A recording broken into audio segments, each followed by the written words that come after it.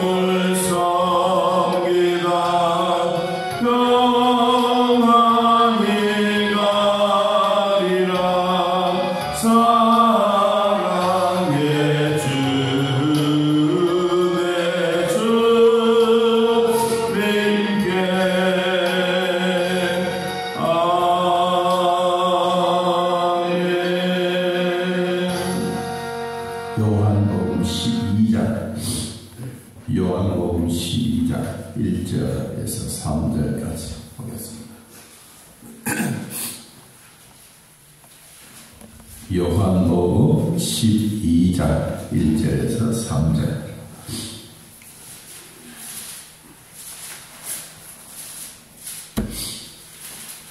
요한복음 12장 1절에서 3절. 자, 우리 찾으신 걸 하나님 말씀 함께 했습니다. 6월절 여섯자녀 예수께서 베다니에 이르시니 이곳은 예수께서 죽은 자 가운데서 살리신 나사로가 있는 곳이라. 거기서 예수를 위하여 잔치할세 마르다는 일을 하고 나사로는 예수와 함께 앉은 자 중에 있더라. 마리아는 지극히 비싼 향유고 순전한 나드 한 근을 가져다가 예수의 발에 붓고 자기 머리털로 그의 발을 닦으니 향유 냄새가 집에 가득하니라. 아멘. 오늘 본문은 수요일날 예수님이 행하신 일들입니다. 성경에 뒤에는 읽지는 않았지만 두 사람이 아주 적나라하게 표현이 되어져 있습니다. 한 사람은 남자이고 한 사람은 여자입니다. 또 한 사람은 뒤에 보니까 돈을 훔치는 사람, 6절에 보니까 돈을 훔치는 사람이라 그랬고, 또 한 사람은 자기의 전 재산을 드리는 여자로 나오고 있습니다. 그것만은 아니라 이 남자는 남의 돈 지갑을 빼앗는 사람이고, 또 여자는 자기의 전 재산을 다 드리고, 남자는 자기의 선생을 파는 사람으로 나왔고, 여자는 자기가 예수를 죽음의 무덤까지 찾아간 일생에 희생한 여인의 모습으로 나옵니다. 또 남자는 이 돈에 대한 탐욕이 가득하고, 또 여자는 자기의 전 재산을 예수님 앞에 드리는 사람으로 나옵니다.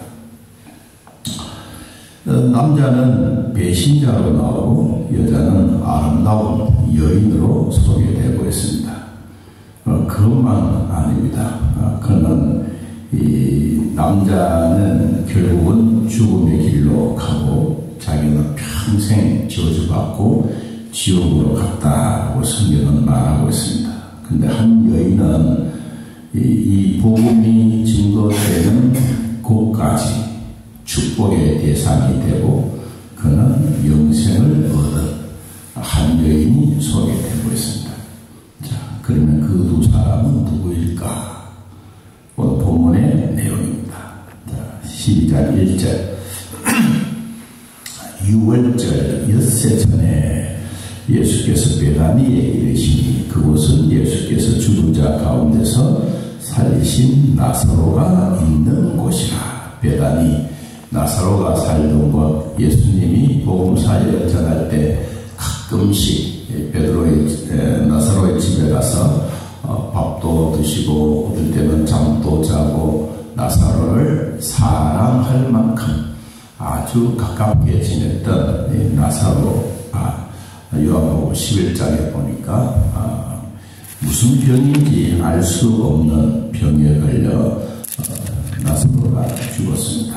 나사로가 죽고 난 다음에 이 가정에 나사로는 한마디 말이 없는데도 불구하고 예수님과 마르다와 마리아가 이 나사로의 행동에 대한 모든 부분들을 이야기를 하면서 그 병은 죽을 병이 아니라 하나님의 영광을 위함이요 하나님의 아들이 이로 말미암아 영광을 받게 하려 함이라고 이야기하면서 이 나사로 죽음에 대해서 애틋하게 울기도 하고 힘들어하기도 하고 예수님이 여기 계셨더라면 내가 오라보니까 죽지 아니했을 텐데 이야기하면서 오히려 예수님이 같이 있지 못했던 것을 원망 섞인 이야기를 합니다.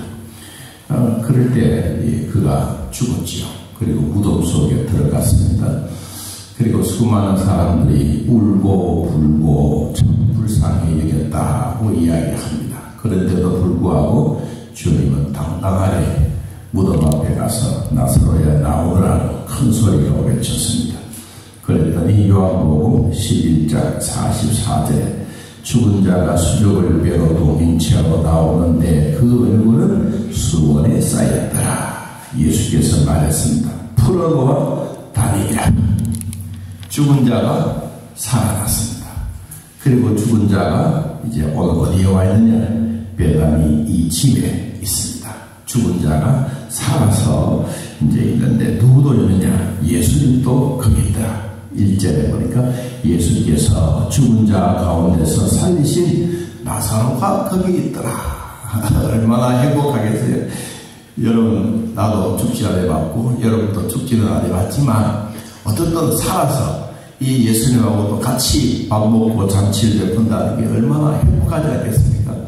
이 사람이 참 살아가는 일에 있어서 이런 일이 있을까라고 이야기할 만큼 이제 아주 우리 성경에는 아주 긴요하기도 하고 설레감도 있기도 하고 또 어떻게 생각하면 역사의 그 흐름 속에 현장 속에 있는 나사로도 소개하고 있습니다. 자, 거기에 이제 잔치를 베풀었다 그랬어요. 누구를 위하여 잔치를 베풀었느냐? 나사로를 위해서 잔치를 베풀었느냐? 아니고 2절에 보니까 거기서 예수를 위하여 잔치를 베풀었더라. 이 잔치를 베풀었는데 갑자기 생각하지도 않았던 마르다는 일을 하고 나사로는 예수와 함께 앉은 자 중에 있더라. 우리로 말하면 식탁을 준비해놓고 많은 사람들이 쭉 둘러앉아있는 그 자리에 마르다는 열심히 음식을 장만하고 있고 마리아는 뭘 하느냐? 이제 성경에 보니까 마리아는 지극히 비싼 향유 곧 순전한 나드 한 근이 우리로 말하면 얼마나 그 양이 되느냐고 하면 여러분 5절에 봅니다. 5절 이 향유를 어찌하여 300데나리온에 팔아. 300데나리온. 이 향유의 값이 그러면 얼마냐? 자기가 처녀이기 때문에 결혼할 때 가지고 가서 신랑 앞에 드려야 될 이 향유를 예수님 앞에 부은 거예요. 그럼 이 한 나드 한 근이 얼마냐? 성경인 유다는 이렇게 계산했습니다. 300데나리온. 300데나리온의 가치 있는 것을 드렸어요. 그러면 1데나리온은 요사이 노동자가 하루 벌어서 사는 하루의 일당이 아니라 300데나리온이니까 1년입니다. 1년에 있는 돈의 액수를 예수님께 드린 거예요. 그래서 계산을 해보니까 한 5천만 원 되더라. 그 5천만 원을 예수님 머리에부터 푸는 거예요. 여러분, 그게 쉽겠습니까? 자기의 전 재산이에요. 자기가 가지고 있는 것 중에 최고의 이 향품, 최고의 것을 예수님 앞에 부었어요. 그런데 우리 성경을 가만히 보면 왜 하필이면 이런 좋은 자리에 자기가 갖고 있는 이 향유를 예수님 머리에 부었을까? 그것도 발로 자기 머리칼로 씻을 만큼. 우리나라의 이 풍습이나 이런 거 이해가 안 돼요. 여러분들이 식사하러 오셨는데 목사가 신방을 가세요. 본사님 장은 또 둘러 계신데 한 여인이 오더니만은 이 기름 위에는 쪼개나고 밑에 큰데 이렇게 생긴 게 있잖아요. 그걸 갖고서 머리 막 쭉 부어버린다. 그러면 여러분 무슨 생각 들겠어요? 뭐 잘못했나? 무슨 일이 생겼느냐? 뭐 난리 안 나겠어요? 그러니까 제자들이 무슨 생각이냐? 왜 이렇게 귀한 것을 마태복음에 보면 26장에 보면 뭐를 하니까 분개하며 또 마가복음에 화를 내며 그렇게 말해요. 제자들이 막 깜짝 놀라가지고 이 여인이 갑자기 막 돌았나 미쳤나 그랬어요. 그래서 왜 예수님 머리에 보느냐? 근데 이제 찾아보니까 이 유대인들의 풍습에는 자기 집에 제일 귀한 손님이 오면 이것을 자기의 마음 전부를 다 드리는 거예요. 이건 존경의 표시고 큰 영광의 흐름을 말해 주었는데 이 제자들 유다는 오히려 막 돈으로 계산했어요. 돈으로 계산하다 보니까 막 집안이 갑자기 음식을 먹고 잔치를 베풀고 나사로가 죽었다가 살아났는데 이 즐거운 잔치가 되어야 되는데 갑자기 마리아가 뭐 자기 나도 한국합을 깨뜨려서 갖다 부었으니까 여러분 집안이 갑자기 잔치의 분위기가 아니라 싸늘한 분위기처럼 되겠죠. 우리가 교회를 위해서 봉사하고 예수님을 위해서 봉사하고 땀을 흘리고 누가 쉽게 사는 것이 아니라 자원해서 하는 마음을 가질 때 화요 전도팀을 볼 때마다 저는 늘 마음에 참 고맙게 생각합니다. 누가 쉽게 사는 것도 아니고 자원해서 그 아름다운 마음을 가지고 있을 때 여러분 그게 행복입니다. 내 마음에 즐거움이 있을 때 즐거움이 그대로 내 안에 찾아온다. 오늘 성경에도 그랬어요.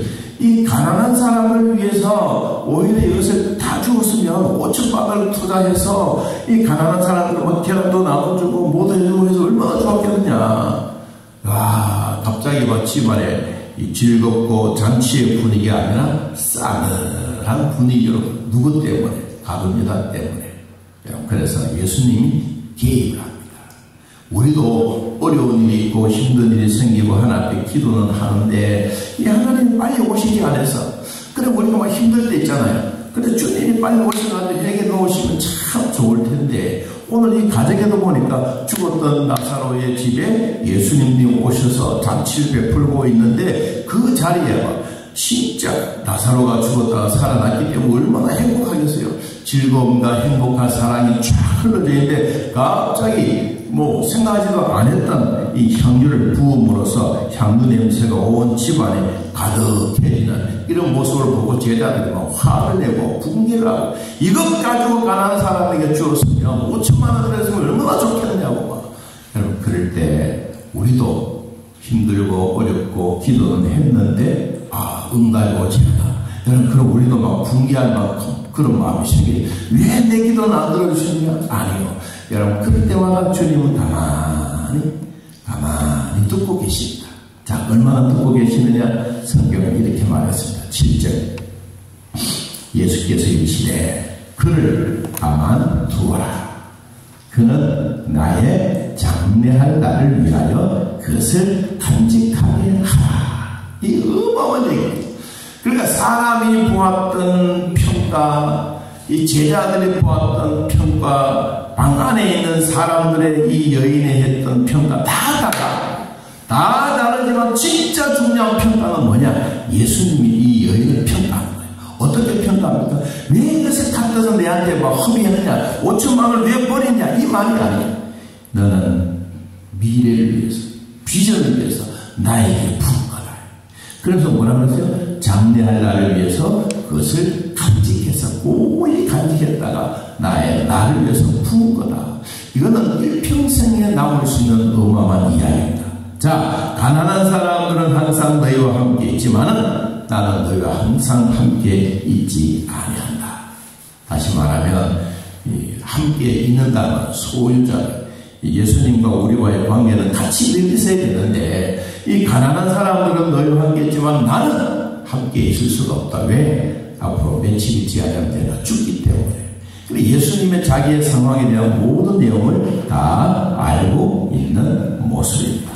자, 제자들은 이 여인에 대한 평가를 할 때 분개하며 화를 내는 그런 평가를 했고, 아마 나사로도 갑자기 동생이 왜 이래? 아마 그랬을 거예요. 그런데도 불구하고 주님은 이 여인은 내 일생에 남아있는 소중한 일이다.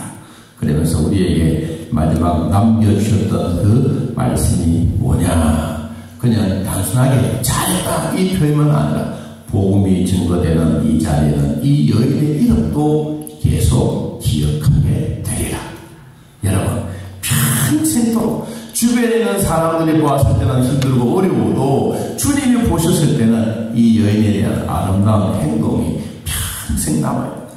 우리가 교회를 위해서 헌신하고 예수님 위해서 살고 나라를 위해서 열심히 기도하고 봉사하는 모든 일에 왜 안 될까가 아니라 주님이 우리에게 말없이 묵묵하게 어떨 때는 막 힘들고 어려울 때 가만히 계시다가 주님이 뭐라고 말합니까? 그를 가만두어라. 이제 너희들 그만해라. 내가 개입해서 내가 정리하겠다. 여러분, 그러면서 그 일을 우리들에게 마지막으로 보여주셨던 이 엄청난 일들입니다. 오늘 저는 결론을 내립니다. 그러면 이 여인은 주님을 사랑하는 자는 주님께 드릴 것을 드려도 아깝지 않다 하는 것. 두 번째, 이 무의미한 낭비가 결코 아니다. 우리의 봉사하는 것, 우리가 전도하는 것, 우리가 주님을 위해서 헌신하는 것 결코 헛되지 않는다. 세 번째, 성도들의 충성된 응답은 복음 전파의 큰 빛이 되는 것이다. 지혜로운 자의 빛은 주님이 함께 하신다고 다니엘서 12장 3절에 말씀했습니다. 네 번째, 두 마음을 품으면 반드시 주님과의 거리는 멀어진다. 두 마음은 품지 말아라. 두 마음 가지면 결과적으로 멀어지기 때문이다. 시편 116편 12절에 여호와께서 내게 주신 모든 은혜를 내가 무엇으로 보답할까? 오늘 하나님이 주신 나에게 은혜 잊지 말고, 여러분, 한 여인이 주님 앞에 봉사하고 살아간다는 어떤 그 일로 말미암아 마지막 결론적인 부분이 뭐냐? 20절, 9절, 12장 9절 봅니다.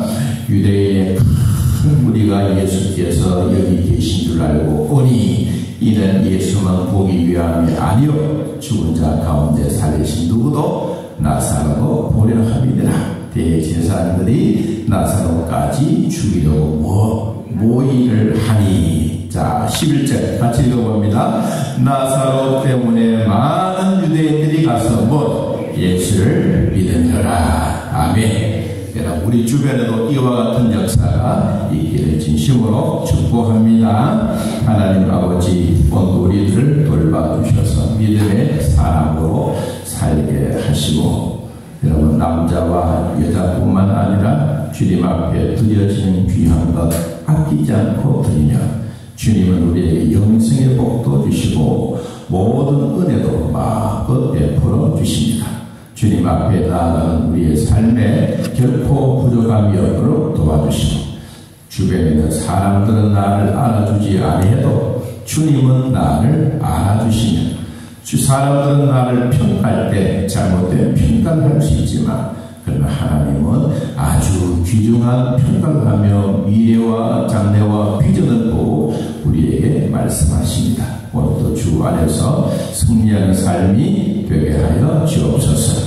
온 천하에 어디서든지 복음이 전파되는 곳에는 이 여자의 행한 일도 말하여 그를 기억하리라고 하시던 주님, 우리도 이 땅에 있는 동안에 열심히 주 예수 그리스도를 위해서 살 때 우리의 태신 다친 자들도 주님의 품으로 돌아오고 아픈 자들도 치료되어지고 항암 치료 중에도 하나님이 주셨던 축복을 함께 누리며 건강이 회복되어 함께 믿음 생활 잘할 수 있는 은혜도 베풀어 주시옵소서. 아픈 자뿐만 아니라 우리의 몸속에 있는 모든 질병들 나사렛 예수 그리스도의 이름으로 명하오니 다 떠나갈지어다. 질병은 고침을 받을지어다. 마음의 확신과 담대함으로 승리하게 하시고 태신자를 주님의 품어주셔서 이들이 하루속히 믿음으로 가지고 예수 그리스도 영접하는 축복의 날이 오게 하옵소서. 화요 전도팀 위에도 복을 주시고 순수하게 교회를 위해서 헌신하고 수고하는 모든 주의 종들 마음에 하나님의 주시는 영생의 복이 넘쳐나게 하옵소서.